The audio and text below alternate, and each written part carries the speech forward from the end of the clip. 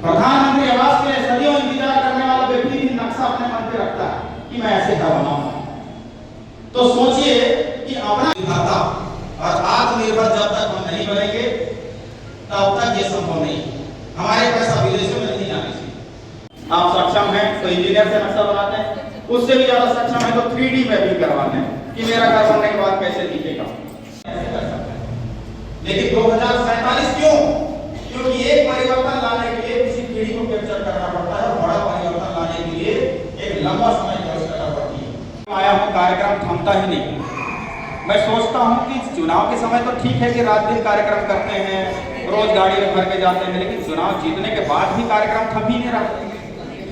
सामुदायिक स्वास्थ्य केंद्र सीतापुर अब 100 बिस्तरी अस्पताल बन चुका है, लेकिन उस अस्पताल के परिवर्तन के लिए 1.5 साल तक निरंतर संघर्ष करना पड़ा।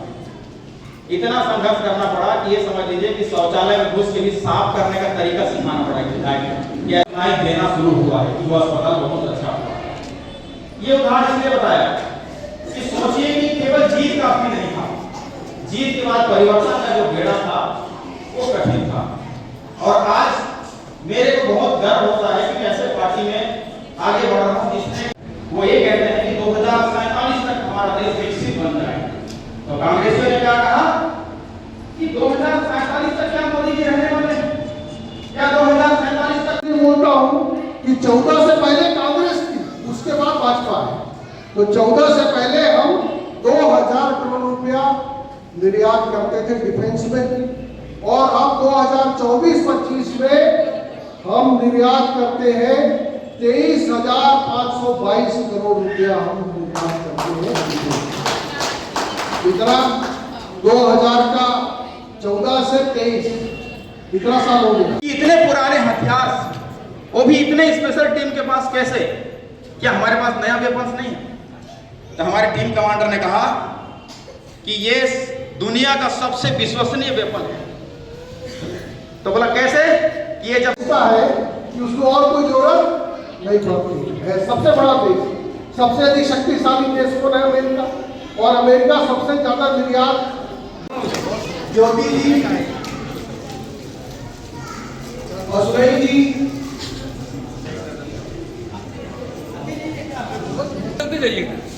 जास्मीन, इधर देखिएगा, इधर देखिए। जयपाल सिंह जी,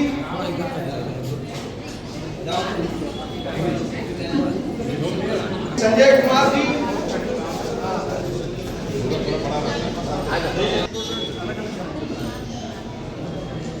सिलाई से मनेश्वर पैगड़ा जी,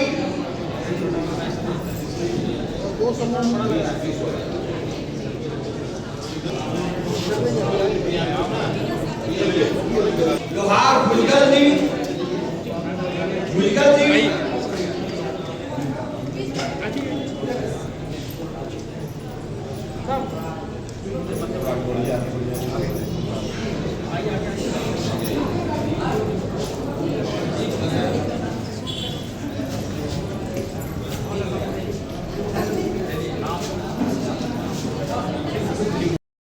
आज के कार्यक्रम को लेकर आपका क्या बताएं? आज का कार्यक्रम विधानसभा स्तरीय सीतापुर में आत्मनिर्भर भारत संकल्प को लेकर एक बहुत बड़ी यात्रा है और जिसमें लोकल उत्पाद को प्रमोट करना है। और इसी विषय में आज यहाँ कार्यक्रम आयोजित हुआ था, जिसके मुख्य वक्ता के रूप में आदरणीय अनुराग सिंहदेव जी उपस्थित रहे और पूरे विधानसभा कार्यकर्ता उपस्थित रहे हैं। और आज के बाद हमारे कार्यकर्ता एक एक जन जन तक जाकर लोकल वस्तुओं को प्रमोट करने और भारत को आत्मनिर्भर बनाने के लिए हम लोग यह संकल्पित हुए हैं और ये काम करेंगे। संकल्प भारत संगोष्ठी का आयोजन किया गया, किस तरह की चर्चाएं हुई और किस तरह के कार्यक्रम?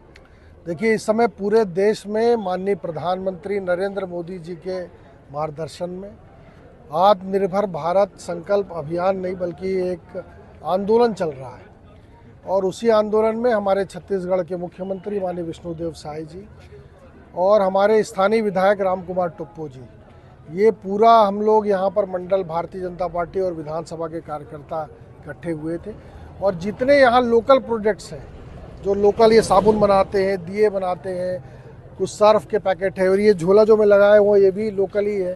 तो ऐसे तमाम लोकल प्रोडक्ट्स को यहाँ पर प्रमोट करने के लिए हम लोग हैं यहाँ पर और जितने मजबूती के साथ लोकल प्रोडक्ट मार्केट में आएगा उतनी अधिक भारत की आत्मनिर्भरता बढ़ेगी, कुटीर उद्योगों को बढ़ावा मिलेगा। और पुराने समय में यदि भारत सोने की चिड़िया थी तो कुटीर उद्योग और ग्रामीण अर्थव्यवस्था के कारण थी और स्थानीय स्तर पर माननीय विधायक रामकुमार टोप्पो जी उसको प्रमोट कर रहे हैं।